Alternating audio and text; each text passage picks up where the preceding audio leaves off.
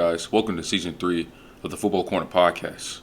I'm your host, Jeremiah Queen, and with the NFL 2022 season kicking off on Thursday, it'd be perfect to start this first episode off with some hot takes. But before we get started, I want to talk to the people who are listening to this podcast or maybe watching on YouTube. I would like you to hit that like button, click that notification bell, and also subscribe and leave a comment. Also, if you're listening on a podcast, I will also like for you to subscribe to the podcast. And I want to thank you for listening. Cue it.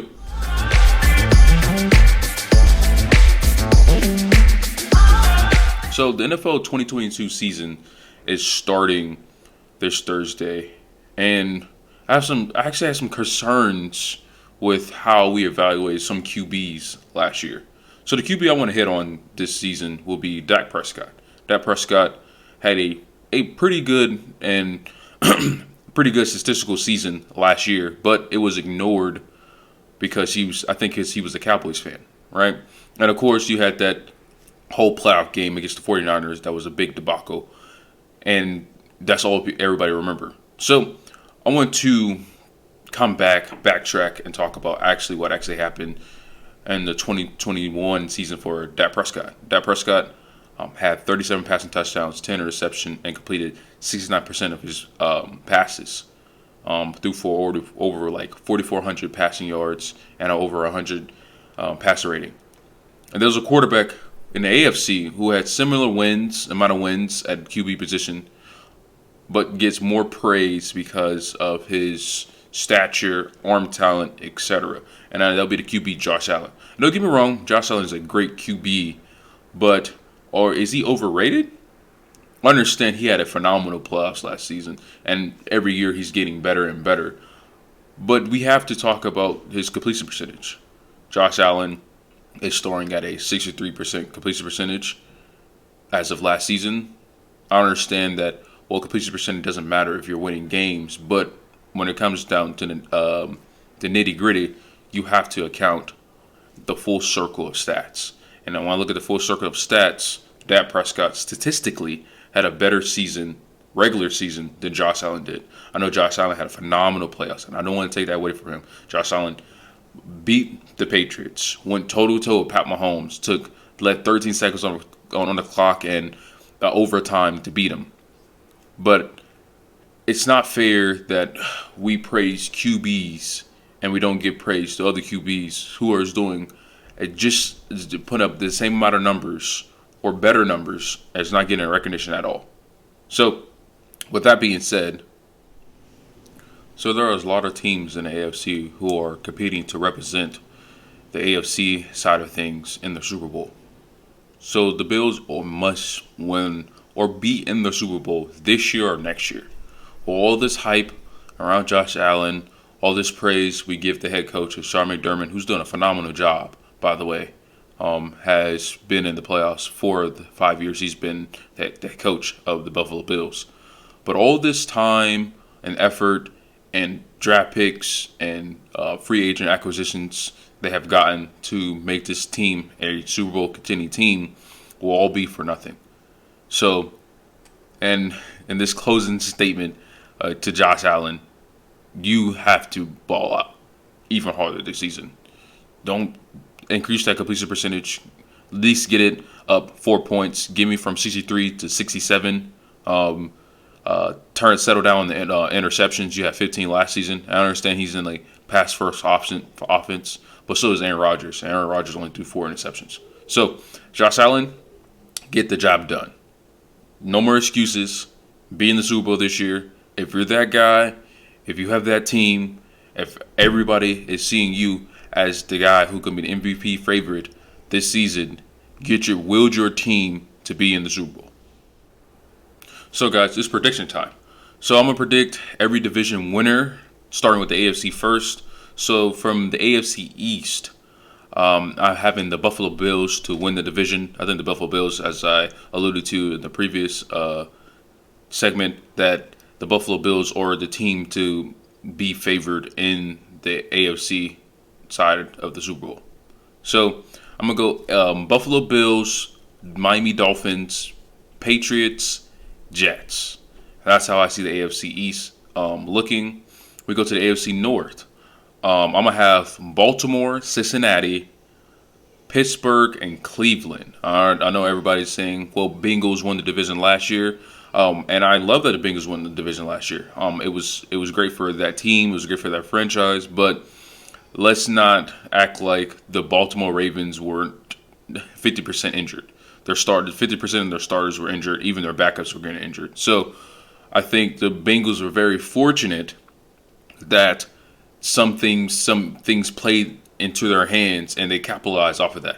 I don't want to take anything from the Bengals. I think the Bengals are still a really good team. I think they still have a high power offense, but I still like the Baltimore Ravens and what they have done in the past, and when I know what they can do to be division favorites.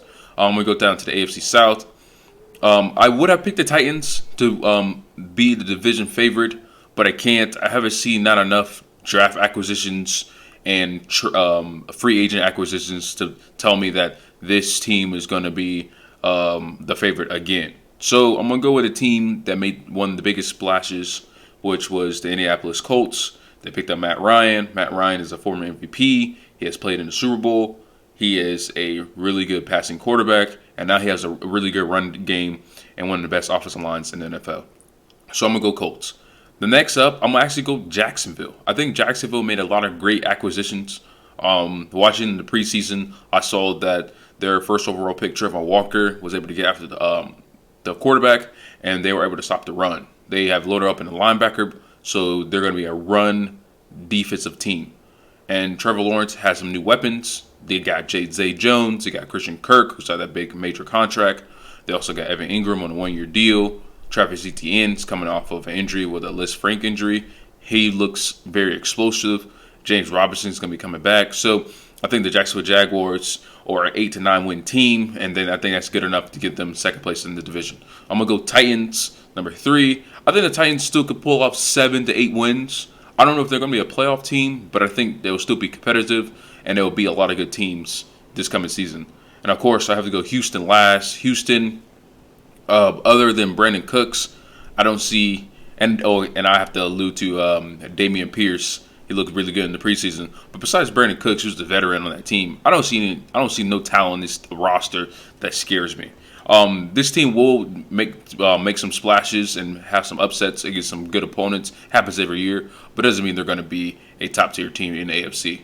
And finally, we're going to go with the AFC West. I'm going to go Chiefs. Chiefs have won the division 5+ years in a row. There's nothing stopping them from doing it now. Until they show me that they can't win the division, I'm going to keep picking the Chiefs. Next, I'm going to go with the Broncos. I think the acquisition of Russell Wilson should elevate this team to be a second-place contender in the AFC West. The third team I have is the Raiders. Can't count the Raiders. The Raiders were a playoff team last year, so to say that they can't get third place would be laughable. And no, the last team, of course, will be the Chargers. The Chargers, although they made a lot of great free agency acquisitions, this team must show me they could get the job done. In the past, and I know it was a different quarterback in Phillip Rivers and different coaching staff, skill positions, but this Charger has never showed me they're that team. They constantly have like top 5 offenses every year or whatever, or exploding passing game, but they still underachieve. So until the Chargers could show me that they can be a good team, which they probably will be a good team this year because they have Justin Herbert, and I think he's one of the top tier quarterbacks in the league.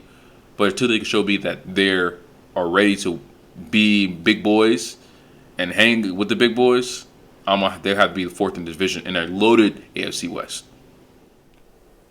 All right, now in the NFC, we're going to start with the NFC East. I have the Cowboys repeating as division winners. I know this hasn't happened since like 2003 when the Eagles did it or whatever, but I think the Cowboys are still a good team, and they have a really good quarterback in Dak Prescott, who I think is a top 10 quarterback in the league. Second, I'm going to go to Eagles. Eagles is obvious. Eagles actually might win this division, but I'm going to have to see more improvement out of Jalen Hurts. Jalen Hurts will be going into his 3rd season, and I need some improvement in the passing game before I can determine that they'll be a division winner. but they have drafted Jordan Davis out of Georgia. They have picked up A.J. Brown and a trade from the Titans. So this team is really, really, really good. So don't just because they're second in division doesn't mean they're not going to be a playoff team. They could possibly get like 10 wins and be a team on the road looking to upset a division winner. The third team I'm gonna have is the Commanders. The Commanders they picked up Carson Wentz, and the rookie running back they got from Bama, Brian Robinson, is injured. So I don't know how great this team will be. I think they have good receivers in Curtis Samuel, Terry McLaurin, and then I guess we'll have to see what the rookie Jahan Dotson from Penn State is going to be doing this season. But they're going to be third in the division. And last but not least, the Giants. Until the Giants get rid of Daniel Jones, I'm not sold on Daniel Jones. Haven't been. I mean, this is a quarterback from Duke. So when the last time we actually saw a Duke quarterback succeed in the NFL? I'll wait. So until they get rid of Daniel Jones, I know they got Brian Daboll as the head coach, and he helped that Bills offense be as powerful and explosive as it was. Until Daniel Jones is gone, this team will always be last in the division. Next, we're going to talk about the NFC North. I'm going to go with Packers. It's Aaron Rodgers, 4-time MVP. That's second most in league history behind Peyton Manning, who has 5. Aaron Rodgers gets the job done. I understand Aaron Rodgers. It looks like the Packers don't have no type of offense, no type of receiving core, but they still have a 4-time MVP and back-to-back MVP for the past 2 seasons. So you got to go to Packers. Packers have a good defense too. So even if their defense has to be the leading horse, Aaron Rodgers still make plays to give them a lot of wins. Next, I'm gonna have the Vikings, and the Vikings is such a disappointing team in terms of how much talent they have in their offense. So you have Justin Jefferson, Dalvin Cook, Adam Thielen, right? Those 3 guys are Pro Bowlers. And don't forget Kirk Cousins, who statistically balls every year and goes toe-to-toe with Aaron Rodgers in the division. If you look at their matchup between Aaron Rodgers and Kirk Cousins, they're split. I think it's like 4-3-1 in favor of Kirk Cousins. So Kirk Cousins have been playing on par with the Packers, but it's not just the Packers he has to worry about. They have to finish games. The problem last year is that the Vikings could not finish games, and they kept losing in one score games. Whether it was a missed field goal by the Vikings or a made field goal by another team or a last-minute touchdown like the Detroit Lions did against them, that just crumbles a team. Like, you get so close and yet so far.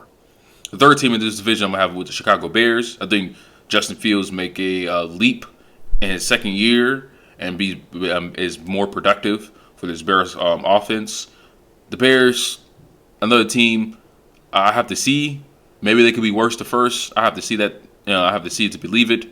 And last but not least, we're going to go with Detroit Lions. Detroit Lions, as a team, as a fan of a team that has been horrible for the past decade, right? With the Jacksonville Jaguars, I want the Detroit Lions to succeed. But until you show me you can succeed, I can't believe that you're going to succeed. So that's my predictions in the NFC North. Then we go to the NFC South. Tampa Bay is going to win the division. I'm saying that with a question mark. I know it's looked like I was just saying Tampa Bay is going to win the division like it's obvious. I think the Saints could give them a run for their money, but until we see how Jameis Winston is going to be able to perform in the beginning of the season, I won't be able to make that determination. I'm going to go with Tom Brady. Tom Brady is top, is one of the greatest quarterbacks of all time. So, and he has been doing this for 20 plus years. So Tampa Bay is going to lead the division. Number 2, I'm going to have the Saints. Saints is a really good team. I know the Saints are not looked at as a good team. They're in rebuild mode. No, they didn't rebuild. They reloaded, right? So they picked up Jarvis Landry. They pick up Tyrann Mathieu. They pick up Marcus May, right? So they got 2 stud safeties on their defense, and they just added a really good route runner in Jarvis Landry as a receiver core. And don't forget, they got the rookie Chris Olave from Ohio State, who's a big play receiver. And Michael Thomas is coming back. Don't forget that. So the Saints offense and the Saints defense will be top 10 in both categories. You could quote me on that one, because the Saints is going to be a really good team this year. So the third team in this division I'm going to go with is the Falcons. The Falcons, they have, besides Kyle Pitts, and maybe Grady Jarrett, and you know what? They do have a running back and Cordero Patterson that's really good. So I'm gonna give kudos to Cordero Patterson because he was a top 100 player this year on a top 100 players list, and he should have been a Pro Bowler. So Cordero Patterson is really good, but the Falcons maybe they get 5 wins, and that's being generous. And the last team in this division would be the Panthers. Panthers went from Sam Darnold to Baker Mayfield. It's a slight upgrade, but not too much of an upgrade. Baker Mayfield is mediocre at best, and that's what you want when you have a franchise quarterback. You want him to be top tier. And the last division will be the NFC West. Rams have to be the favorites because they are the reigning Super Bowl champion and the reigning division winners for the NFC West. So it's going to go Rams. The Rams have another team who's reloaded. They got Allen Robinson, the receiver corps, to help out Matthew Stafford, to have a more explosive offense. Sean McVay is a boy wonder or boy genius, whatever you want to call him. Big fan of his. Second team will go with the Arizona Cardinals. Arizona Cardinals, I know most people can say, why not the 49ers? The 49ers are the NFC Championship game. Don't get me wrong. I love the 49ers. And I'm going to talk about them right after this. But the Cardinals are a really good team. They just fell off late. I think the past two seasons where they have second half season catastrophes, they will learn from those mistakes and be a better football team this year. They have a lot of talent on their offense and a lot of talent on their defense. And the Cardinals should be the second best team in this division. The third team, the 49ers is going to be a playoff team. Guarantee that. But they still become third in the division. I think Trey Lance will start off slow. And I'm glad they brought back Jimmy G as a backup just to mentor him, to guide him, to make the game slow down for him, right? Because Trey Lance will be going into the season essentially as a rookie. I understand he was a rookie last season, but he only had 2 starts. So essentially this year is his first full season. I know some predictions think he could be the next Pat Mahomes. Pat Mahomes threw 50 touchdowns in his second season and was the MVP. If you're telling me Trey Lance is going to do that, you might as well put the 49ers in the Super Bowl, okay? But 49ers is going to be a great team. They have really good defensive players, and they have Deebo Samuel offense and the running back Elijah Mitchell, who I'm a big fan of. So the 49ers is going to be a really good team this upcoming season. And last but not least, we go with the Seattle Seahawks, who will be last in the division. I truly believe the Seahawks are in tank mode. And it's this strategy they're doing seems very smart. So, hear me out. So you get a lot of first-round pick acquisitions from the Broncos when you trade a Russell Wilson, right? So how about this? What if you start 2 bad quarterbacks in Geno Smith and Drew Lock? Geno Smith is confirmed to be the Week 1 starter, but let's say he only wins 4 games. You win 4 games, you're going to get a top 5 pick. This up-and-coming draft is loaded at quarterback. Whether it's AR-15 from Florida, whether it's Bryce Young from Alabama, or even C.J. Stroud from Ohio State, you're going to get an elite quarterback in the draft. So then you have the Broncos. The Broncos' first-round pick belongs to you too. Also, their second-round pick. So when the Broncos, let's say they're picking the top 20s. So regardless, you have a top 5 pick, and you have a back end of the draft pick, so you can solidify the offensive line for that rookie, or you can get another weapon. And also, this team will, in the 2024 NFL draft, will have 2 first-round picks, and then you could even load up even more. So keep Pete Carroll's doing the right thing. Start veteran quarterback, but you're not gonna get a lot of wins, but it's gonna help in the long run. And those are my predictions in the NFC. Thanks for watching and listening to the Football Corner Podcast. Podcast episodes will be dropped on Mondays and Fridays, as well as YouTube videos on Mondays and Fridays. You could click the link in my description in order to follow the social media links to my podcast social media pages. And also, you'll be able to stay up to date on new drops, new takes, and all that good stuff. Thanks for watching. See you next time.